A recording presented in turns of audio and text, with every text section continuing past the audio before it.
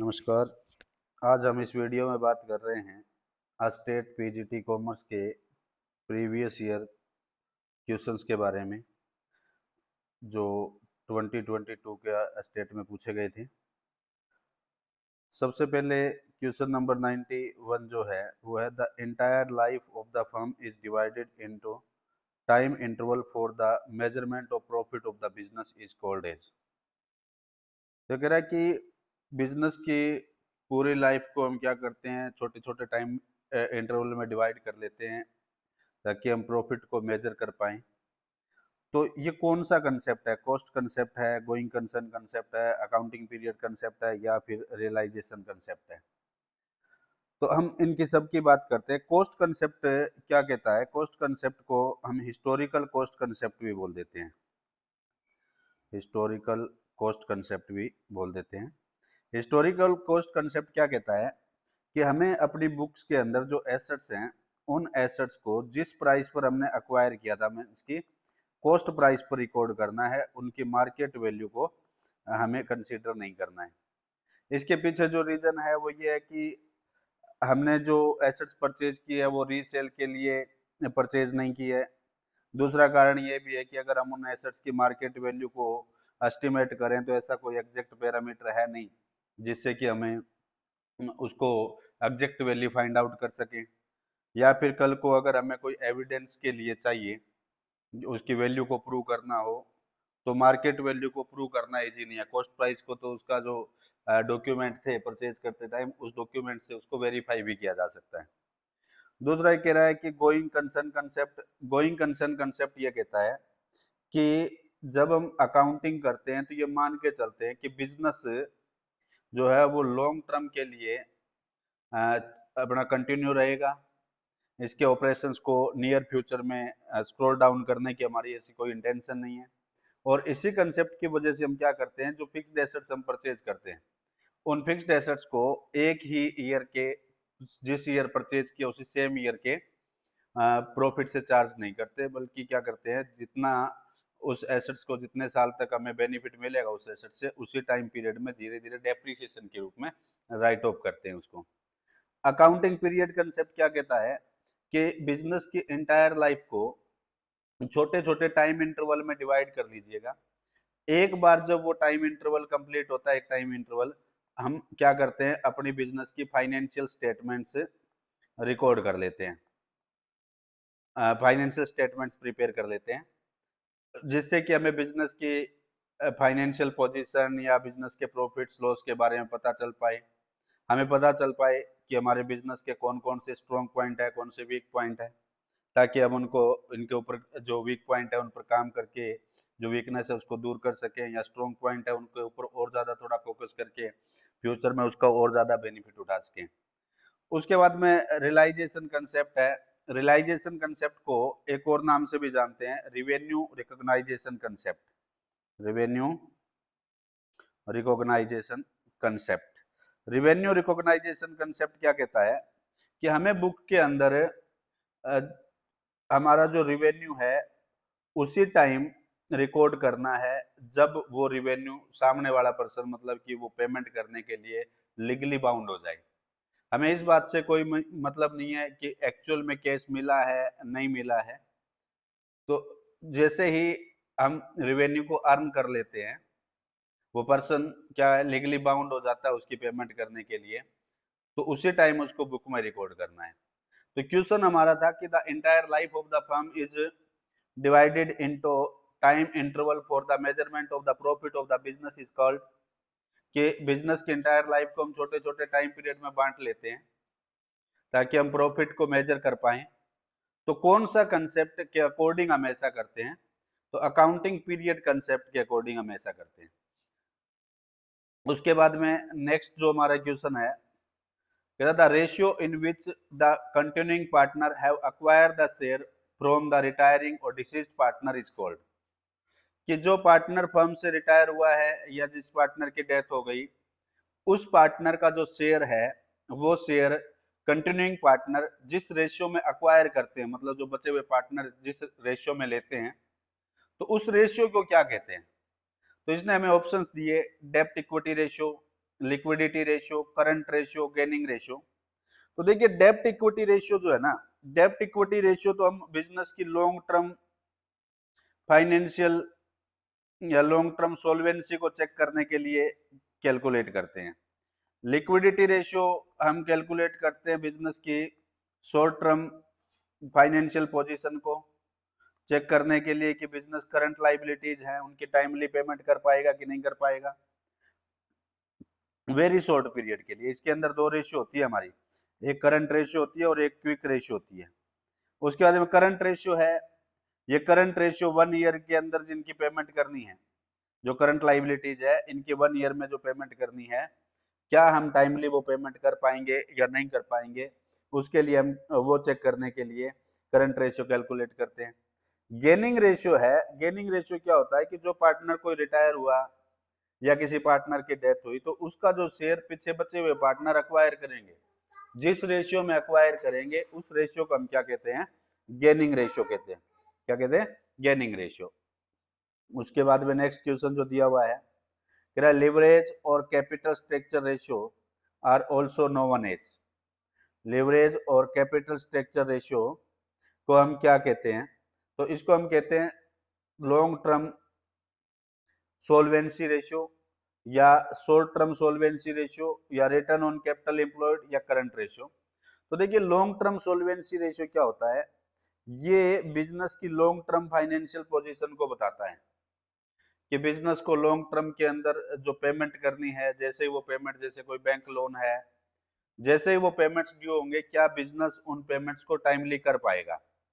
तो इसके अंदर मेनली हम जो रेशियो कैलकुलेट करते हैं वो रेशियो होता है अपना, एक तो डेब्ट इक्विटी रेशियो आता है, इसके साथ साथ एक आपका प्रोप्राइटरी रेशियो आता है,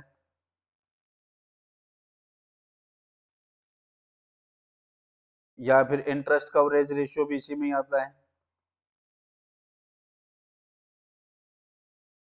उसके बाद में शॉर्ट टर्म सोल्वेंसी रेशियो की अगर हम बात करें तो शॉर्ट टर्म सोल्वेंसी रेशियो क्या बताएगा, बिजनेस की शॉर्ट टर्म फाइनेंशियल पोजीशन के बारे में बताएगा कि बिजनेस को जो शॉर्ट टर्म में पेमेंट्स करने हैं क्या बिजनेस टाइमली उनकी पेमेंट कर पाएगा। तो शॉर्ट टर्म रेशियो के अंदर एक हमारा करंट रेशियो आ गया, क्विक रेशियो आ गया।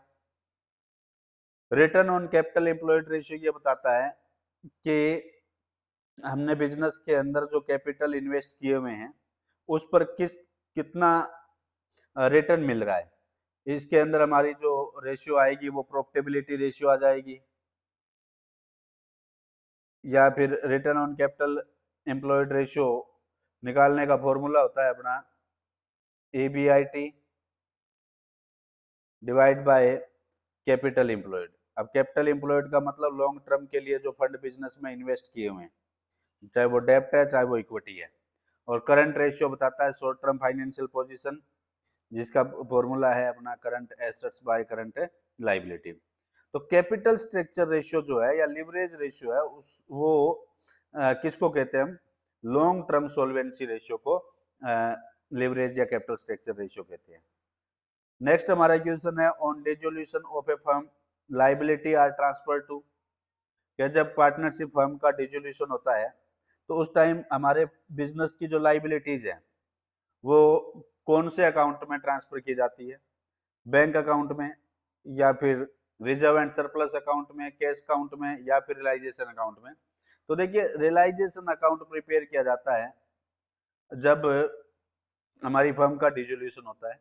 और रियलाइजेशन अकाउंट में मेनली हम क्या कंसीडर करते हैं, एक तो जितनी भी रियलाइजेबल एसेट्स होती है, जितनी भी रियलाइजेबल एसेट्स मतलब कि जिन एसेट्स को हम सेल कर सकते हैं, जिनसे कुछ पैसा वसूल हो सकता है, वो रियलाइजेशन अकाउंट में ट्रांसफर की जाती है। दूसरा जितनी भी थर्ड पार्टी लाइबिलिटी है, थर्ड पार्टी लाइबिलिटी मींस जो बाहर के लोगों की पेमेंट करनी है, वो सारी लाइबिलिटीज रियलाइजेशन अकाउंट में ट्रांसफर की जाती है। वहां ट्रांसफर करके लाइबिलिटीज का अकाउंट क्लोज होता है और बाद में उनकी रियलाइजेशन अकाउंट से पेमेंट की जाती है।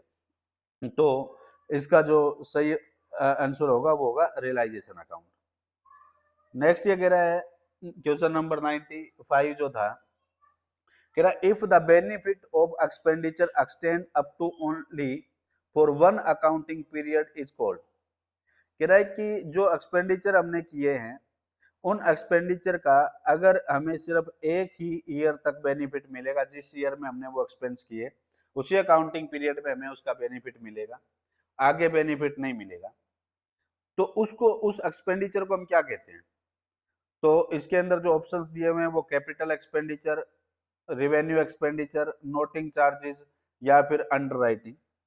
तो देखिए कैपिटल एक्सपेंडिचर क्या होता है? वो एक्सपेंडिचर जो बड़ी अमाउंट के होते हैं, जिनका बेनिफिट हमें कई साल तक मिलता है, फ्यूचर में कई साल तक बेनिफिट मिलता है।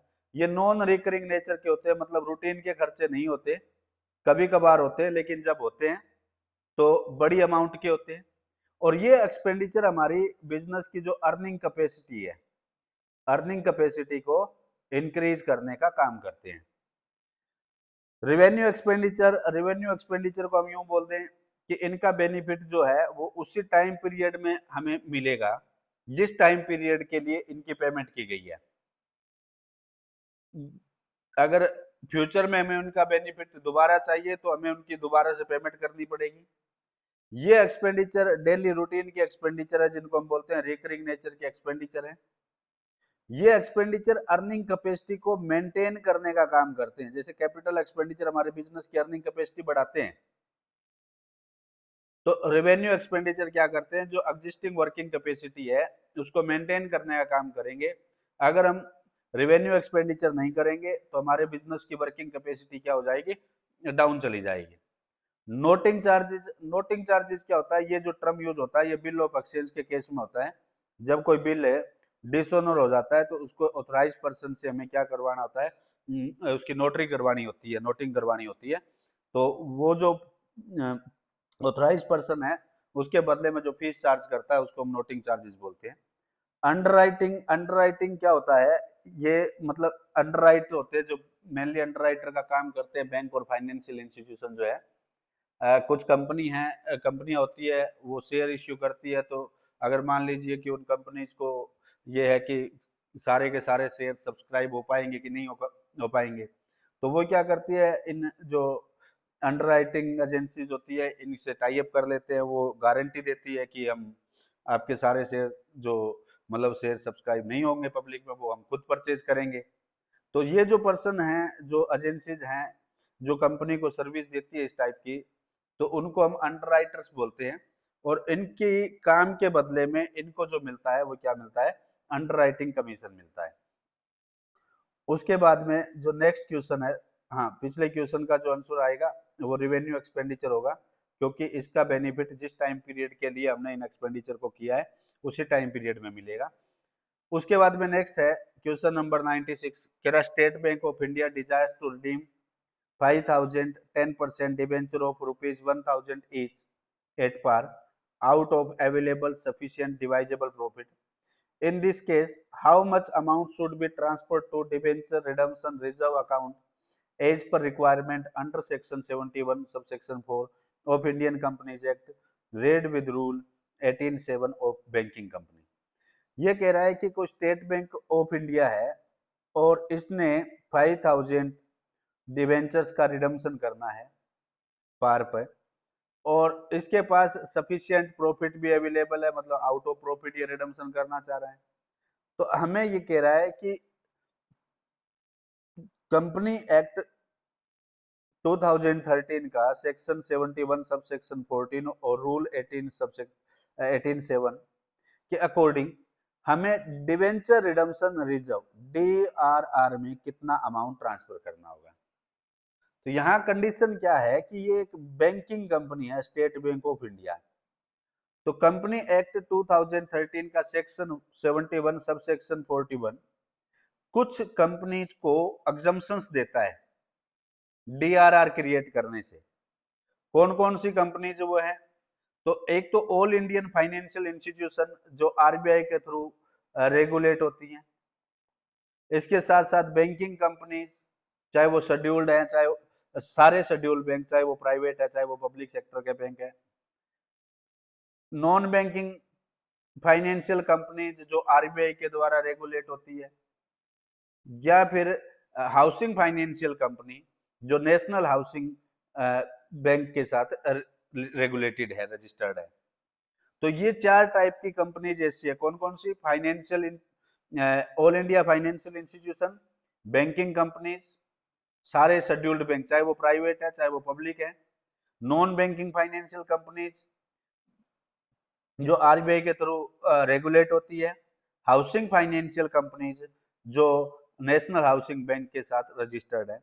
तो इन 4 टाइप की कंपनीज को एग्जम्पशंस दी गई है इस रूल, इस सेक्शन के अकॉर्डिंग है, डीआरआर क्रिएट करने से। तो यहाँ ये बैंकिंग कंपनी है, तो बैंकिंग कंपनी को डीआरआर में कुछ भी ट्रांसफर करने की रिक्वायरमेंट नहीं होगी, तो इसका ऑप्शन 4 हो जाएगा 0। उसके बाद में क्वेश्चन नंबर 97 है, कह रहा read the following statements carefully and choose the correct option given below। Statement 1 क्या कह रहा है? Capital expenditure and revenue expenditure both are non recurring by nature. तो देखिए अभी पीछे लास्ट क्वेश्चन में हमने बात की थी कि कैपिटल एक्सपेंडिचर जो होते हैं वो नॉन रिकरिंग नेचर के होते हैं, मतलब डेली रूटीन में नहीं होते, और एक बार इन एक्सपेंडिचर को हमने जैसे इनकर किया तो उसके बाद में इनका बेनिफिट फ्यूचर में कई साल तक मिलता है।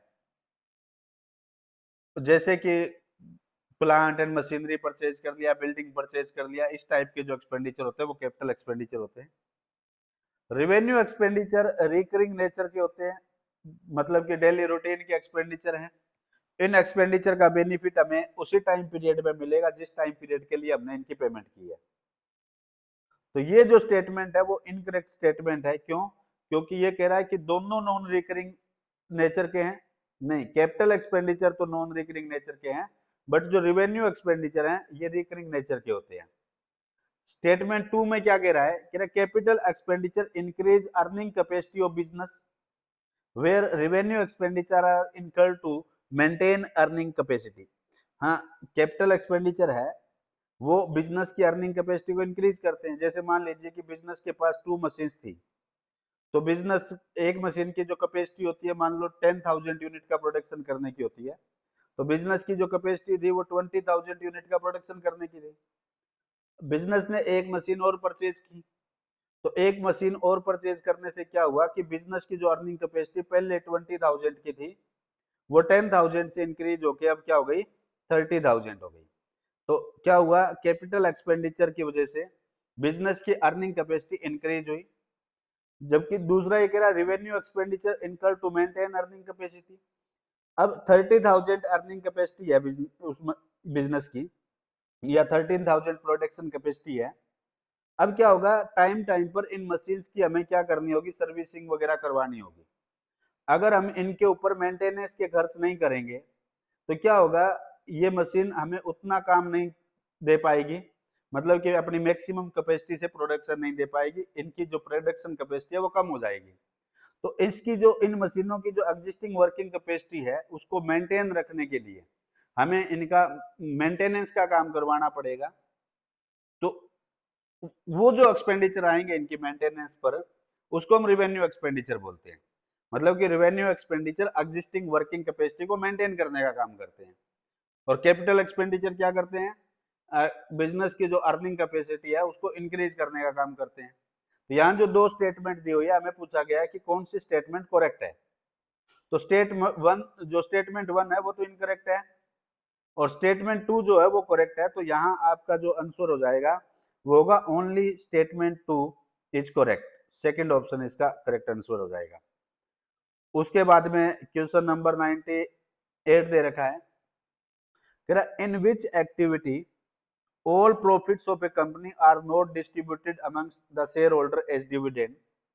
कह रहा है कि सारे प्रॉफिट जो है वो डिविडेंड के रूप में डिस्ट्रीब्यूट नहीं किए जाते, but A part of the profit is retained और री इन्वेस्टेड इन द बिजनेस। एक पार्ट उस प्रॉफिट का एक पार्ट बिजनेस क्या करता है? अपने पास रिटेन रख लेता है या री इन्वेस्ट कर देता है। तो उसको हम क्या कहते हैं? कैपिटल डिस्ट्रीब्यूशन कहते हैं, प्लगिंग बैक ऑफ प्रॉफिट्स कहते हैं, लिक्विडिटी डिस्ट्रीब्यूशन कहते हैं, या फिर हम प्रॉफिटेबिलिटी डिस्ट्रीब्यूशन कहते हैं।